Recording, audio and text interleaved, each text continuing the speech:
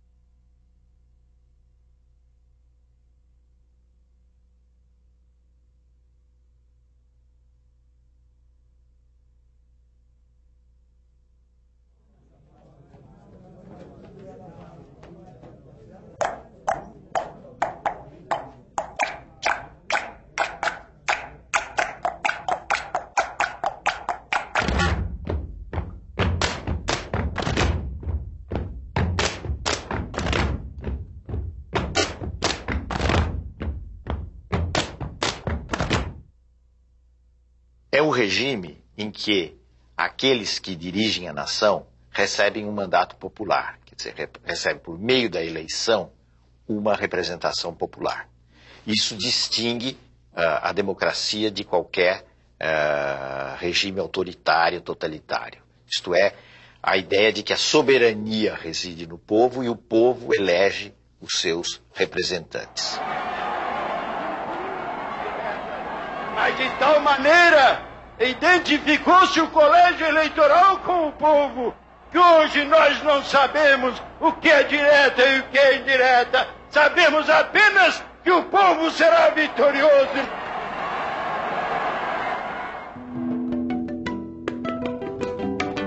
A morte do Tancredo levou à chegada ao poder do vice-presidente, que tinha sido eleito, José Sarney. Na realidade, o Sarney assumiu em meio a muitas desconfianças políticas, porque havia uma diferença sensível entre o presidente eleito e o vice. O Tancredo era um homem moderado politicamente e que vinha longamente combatendo o regime autoritário. Então ele tinha um crédito de confiança grande.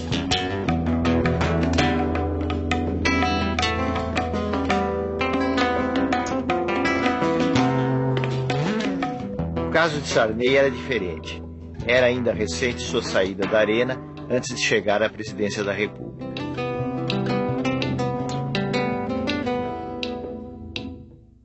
O Sarney manteve o SNI, o Serviço Nacional de Informações, como um órgão que vinha da ditadura e que ele entendeu que poderia ser adaptado a um outro contexto. Isso também provocou muitas críticas. Mas, na verdade, a gente pode dizer que o aspecto mais positivo do governo Sarney foi exatamente garantir um clima de liberdades democráticas. No plano econômico, o governo Sarney teve muitos aspectos negativos. O Brasil carregava problemas que vinham já de antes: descontrole financeiro, inflação enorme, déficit público, déficit externo. E Sarney teve, em razão disso principalmente, sofreu uma queda muito grande da sua popularidade. Isso levou à adoção de um plano, que foi o Plano Cruzado.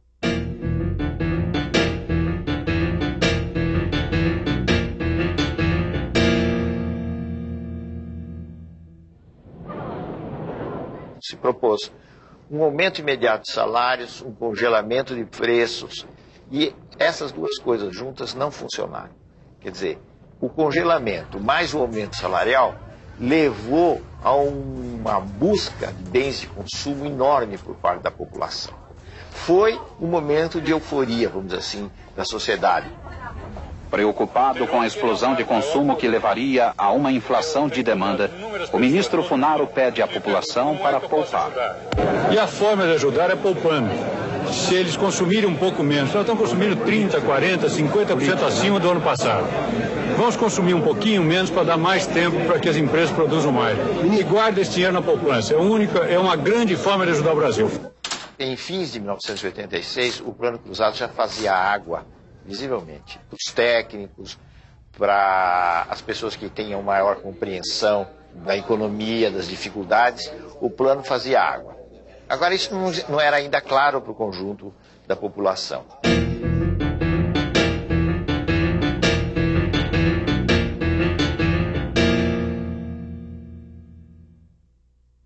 Brasileiras e brasileiros, boa noite. Amanhã é uma data histórica para o nosso país. Será promulgada a nova Constituição brasileira. A gente deve identificar algumas coisas positivas e várias coisas negativas na Constituição de 88. A nação quer mudar. A nação deve mudar. A nação vai mudar. A Constituição pretende ser a voz, a letra, a vontade política da sociedade rumo à mudança. Que a promulgação seja nosso grito. Mudar para vencer. Muda, Brasil! Muda, Brasil! O aspecto positivo foi o aspecto de querer assegurar os direitos dos cidadãos, de uma forma muito ampla.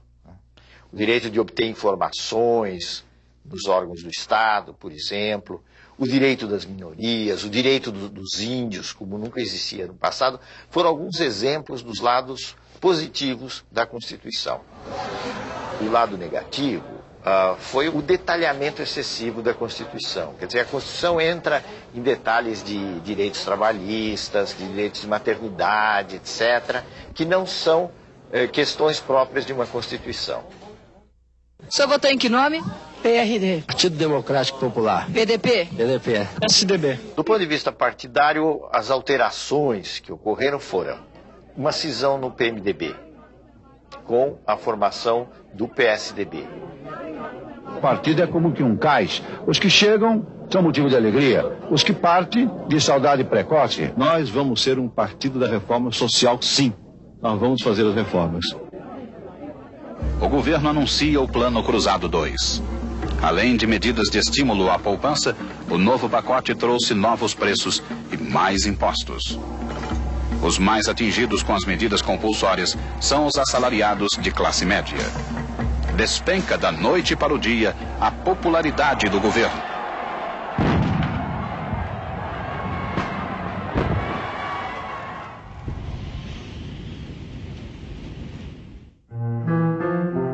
O fim do governo Sarney foi bastante melancólico.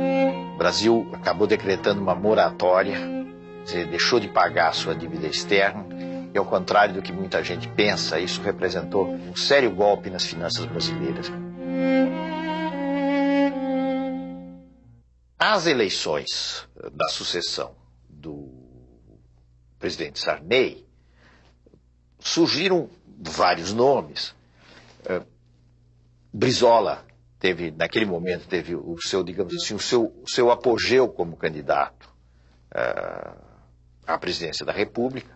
Porém, a disputa acabou concentrada no segundo turno entre Luiz Inácio Lula da Silva e Fernando Collor.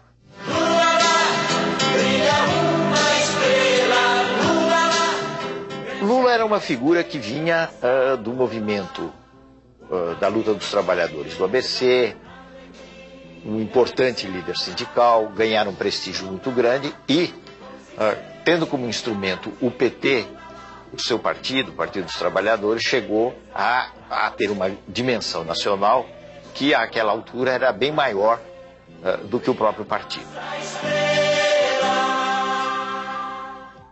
Se nós não soubermos, nesse instante, saber quem é que está querendo que a sociedade brasileira avance e quem é que está querendo promover um retrocesso na sociedade, o povo brasileiro poderá cometer um equívoco muito grande nas eleições de 89.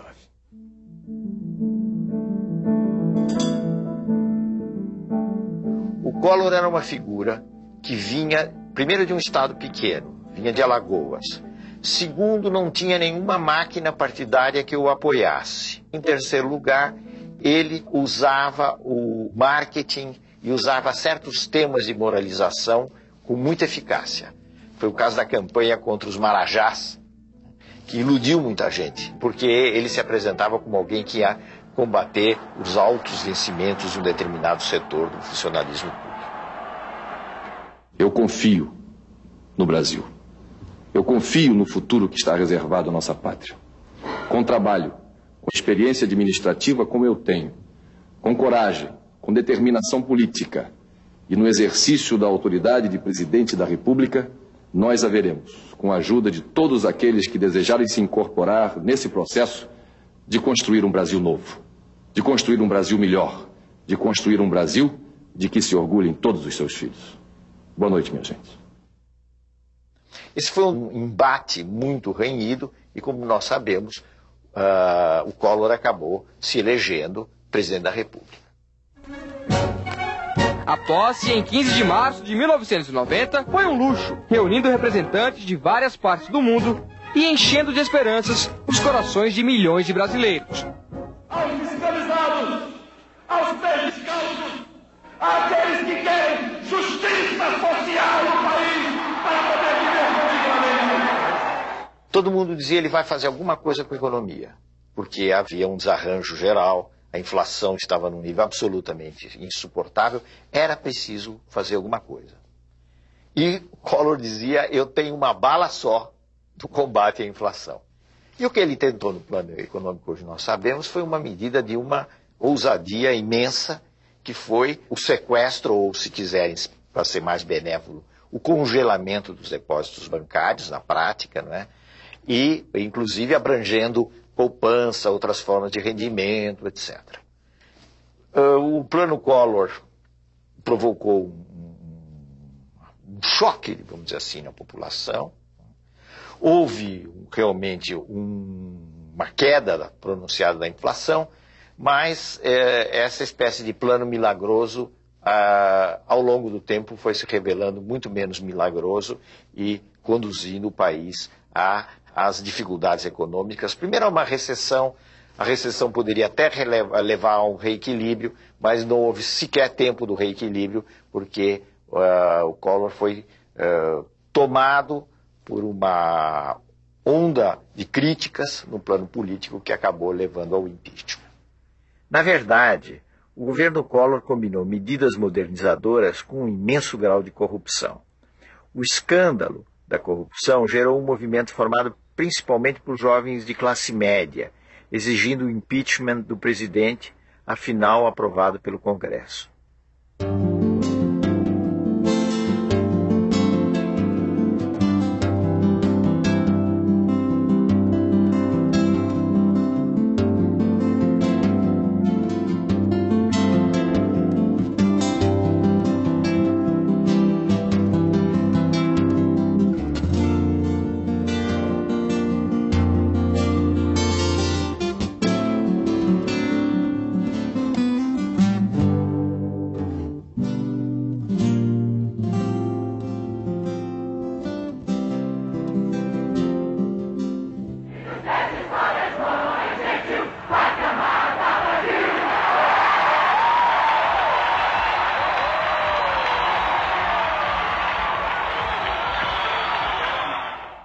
A lição que nós tiramos do impeachment é uma imensa lição.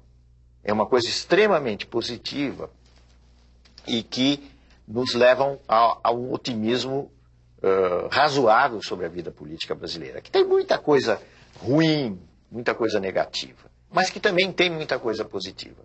Por quê? Porque o impeachment foi um episódio, pela via legal, de substituição de um presidente da República, sem golpe militar, sem manobra palaciana, quer dizer, alguma coisa excepcional no quadro da América Latina.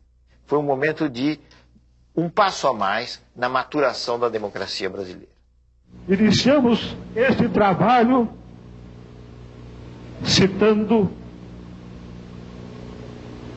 que conhecereis a verdade e a verdade vos libertará. E Getúlio Vargas também, em um certo momento, disse: quase sempre é fácil encontrar a verdade. Difícil é, uma vez encontrada, não fugir dela. Espero que a nação não fuja dessas verdades. Muito obrigado.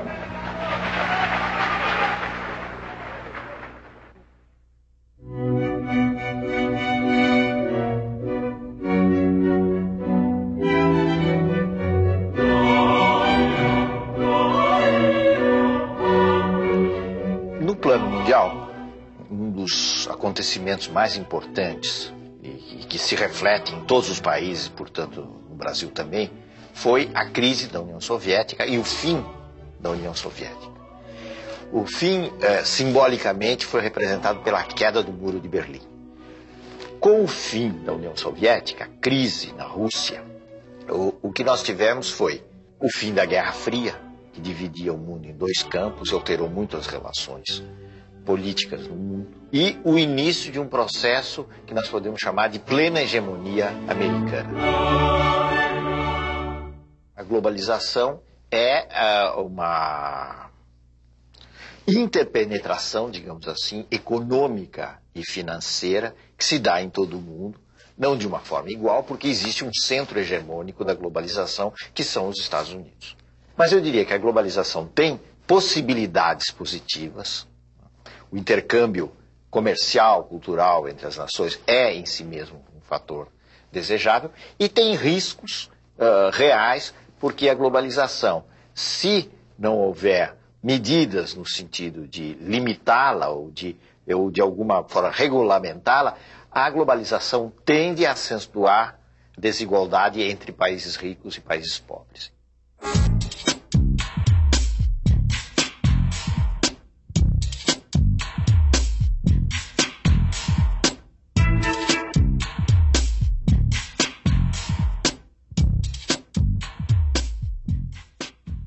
São as surpresas, os paradoxos da vida política que levaram Itamar Franco ao poder, como tinham levado Sarney ao poder. Nesse caso não havia a morte de um presidente, mas havia o impeachment de um presidente que era o Collor. Itamar era uma figura que vinha dos quadros do velho MDB, dos quadros da oposição, e que encontrara uma chance de subir na política mais como candidato a vice do Fernando Collor.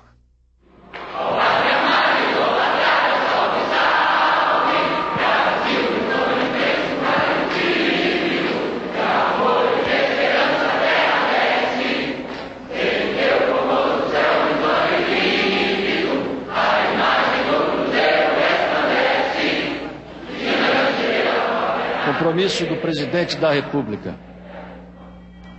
Prometo manter, defender e cumprir a Constituição, observar as leis, promover o bem geral do povo brasileiro, sustentar a união, a integridade e a independência do Brasil.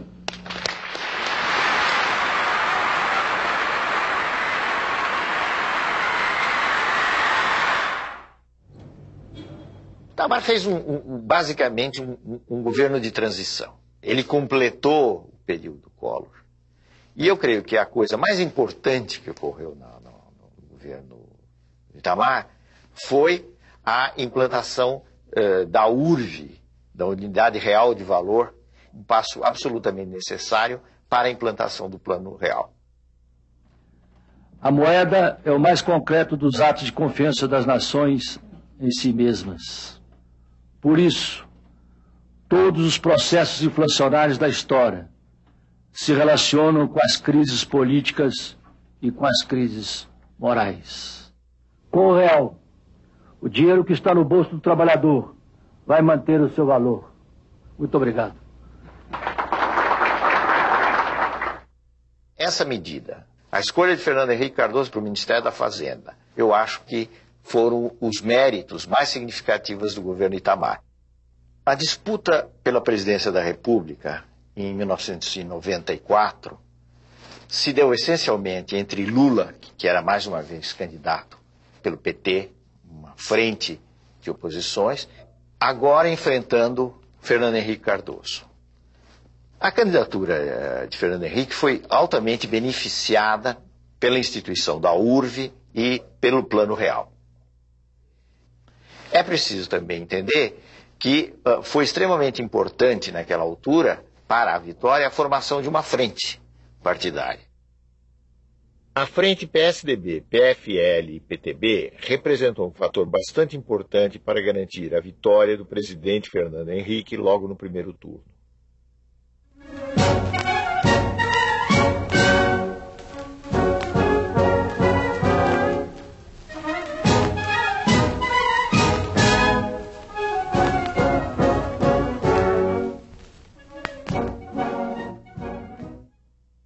O Plano Real apresentou muitas diferenças com relação a planos anteriores. Primeiro porque ele acabou com a chamada indexação da economia. Quer dizer, acabou com aquele circuito de que os preços vão aumentando em função da inflação, etc. Ele quebrou isso. Fernando Henrique chegou às 9h30 da manhã. Cercado de crianças, comeu pão com manteiga e tomou café puro. Foi interrompido para dar autógrafo. Fernando Henrique pagou a conta de 55 centavos com uma nota de R$1 e recebeu um desconto de 5 centavos.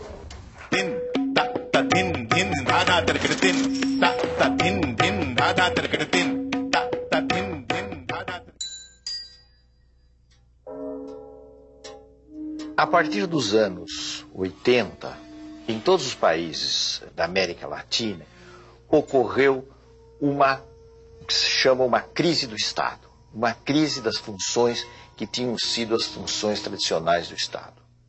Quais eram essas funções tradicionais, que vinham, digamos, de 1930 para frente? Eram as funções de um Estado que tinha um papel importante de financiar a economia, financiar o desenvolvimento econômico, controlar, ser dono, inclusive, de empresas nas áreas estratégicas. Tudo isso levando a um desenvolvimento que tinha o Estado como eixo. No caso brasileiro, a tentativa de mudar esse modelo do Estado, tornando mais flexível, privatizando serviços, começou de uma maneira muito tímida no governo Sarney. Avançou algo no governo Collor, mas foi no governo Fernando Henrique que se deram as privatizações de empresas importantes. Declaro vendida as ações da Teleste Participações S.A. pelo valor de R$5.783 bilhões, com ágio de 64,28%. Então, as privatizações são um fenômeno dessa reavaliação, dessa mudança das funções do Estado, pensada em termos diferentes do que se tinha no passado.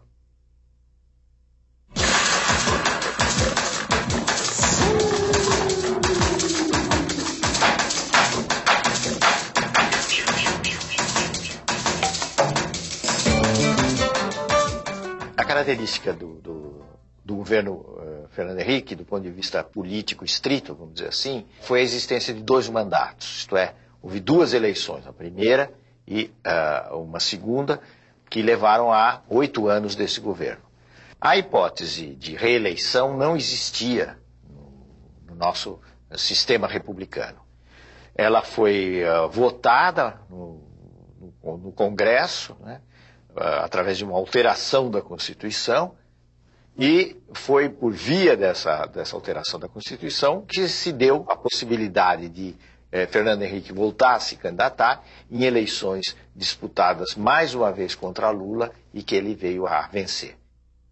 O primeiro mandato foi basicamente a consolidação inicial do Real e as reformas da Constituição e a tentativa de fazer algumas reformas que são necessárias, a Previdência, a da administração pública, etc. Bom, essa tentativa foi frustrada até certo ponto, porque a reforma da Previdência não foi feita. Então, eu diria que nós avançamos bastante no primeiro mandato, né, no que diz respeito à parte econômica, quebra de monopólios, etc. Bom, o segundo já foi caracterizado pelas turbulências da globalização, porque ele se iniciou sob a crise do México, que foi em 98, 99. E foi uma crise atrás da outra.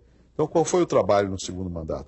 A despeito de tudo isso, manter o Brasil razoavelmente bem. Apesar das turbulências, crescemos pouco, mas crescemos. No conjunto, o mais importante para mim é outra coisa. É democracia e é um clima de respeito, de tranquilidade. Um clima que permitiu e permite que as pessoas exponham seus pontos de vista com toda a liberdade. Acho que isso é importante para que o Brasil possa realmente ser uma democracia, que não é fácil, por causa da desigualdade e da pobreza. As privatizações funcionaram em alguns casos, em outros não. Houve esse clima de maior responsabilidade do Estado, o gasto vinculado com a arrecadação, não se gasta o que não se tem. Né? Isso é a lei da responsabilidade fiscal. Esses são os aspectos, digamos assim, mais positivos de todo esse período. Mas o governo Fernando Henrique Cardoso teve grandes méritos na projeção do Brasil no exterior, na consolidação das instituições e como exemplo de afirmação definitiva da democracia no país. Alô, Marciano. Alô, Marciano. Câmbio. Alô, coleta Brevet. Agora, o Brasil continua um país desigual.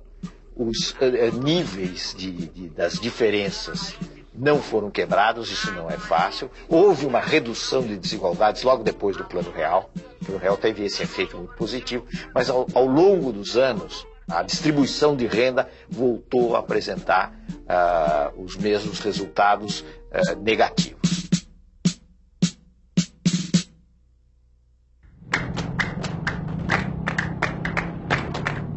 As eleições de 2002 se caracterizaram pela sua absoluta normalidade.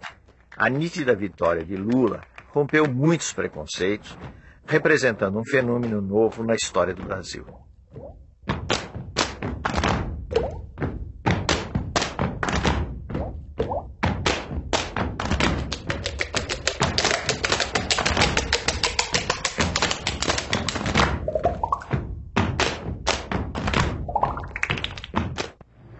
Eu não sou o resultado de uma eleição. Eu sou o resultado de uma história.